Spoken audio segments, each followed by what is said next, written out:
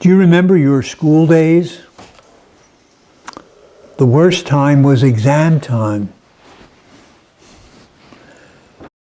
What I remember about exam time was what I had to do the night before the exams.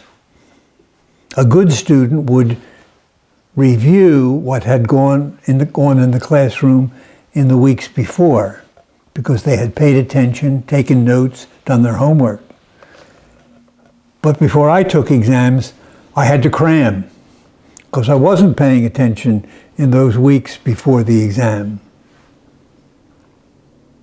In the last several Sundays since we ended the Christmas season, we have heard Jesus going up on a mountain, gathering his disciples around him, and teaching them. Disciple means student. The teacher was teaching the students. He was teaching us basically how much we are loved by his Father. But he went into great detail on how we should respond to that love among ourselves. Well, it's exam time. Not the final exams. Only the Father knows when the final exam will be given. This is the exam that we take among ourselves every year. It's called Lent. It's a time when we look at how we are living the life Jesus has taught us, or how we're corresponding to the love which has been manifested to us, and perhaps, if possible, if needed, making adjustments. In the beginning of his teaching experience on the mountain, Jesus said to his disciples, "You are the light of the world." In other words, I'm giving you this light so that everyone may know what I'm teaching you, so that you may reveal to the world all that is being revealed to the world about the Father's love for us through my life. And Paul, we heard it in the second reading today, said to his parishioners in Corinth, and believe me, they were a bad lot, because Corinth was a very sinful city and they were having a hard time being Christians. He said, "You are God's temple."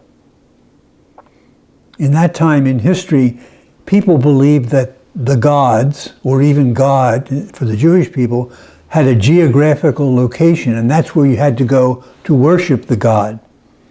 The temple was the resident of a god. Jupiter was in his temple. God was in his temple in Jerusalem. But Paul is saying, you are God's temple. You are the place where people need to go to experience God, to encounter God. So with that as a background, we enter into Lent, when we look at the way we have lightened up the world by following the teachings of Jesus. How much we have made our lives a place where people can encounter God. How well have we behaved, in other words. At the end of Jesus' teaching today, he said, "Be perfect as my heavenly Father is perfect." That sounds like a big order, because we know God is beyond belief, beyond experience. But basically we're asked, the question means, to be perfect means, how well do you take care of others? Because that's what Jesus came to reveal. That God is a loving Father who recreates us even when we fail. How well do you take care of others? That's the big question for the examination this Lent.